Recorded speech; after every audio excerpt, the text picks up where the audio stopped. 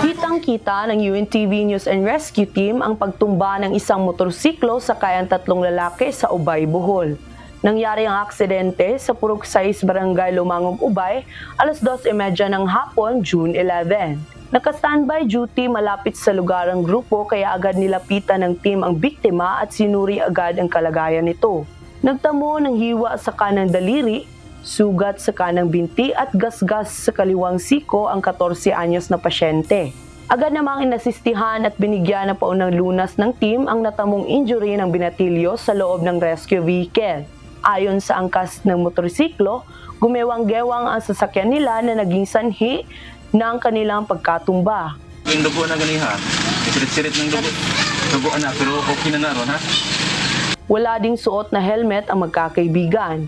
Magkasama ang 3 lalaki at pauwi na sana sa kanilang bahay nang mangyari ang aksidente. Dili na sakit? Dili na sakit? Dili ulo din na sakit? Kani din he? Dili na? Dili o, sakit ng liyog? Dili. Saktihan, wala sakit? Wala? Wala? Wala? Matapos lapatan ng paunang lunas, agad na dinala ang pasyente sa Don Emilio del Valle Memorial Hospital. Ano sa mga pagkakitabuan na disgrasya mo? Ano mo to? Gusto mo nagan? Hindi naman. Nakainom ang driver? Pabog ang driver?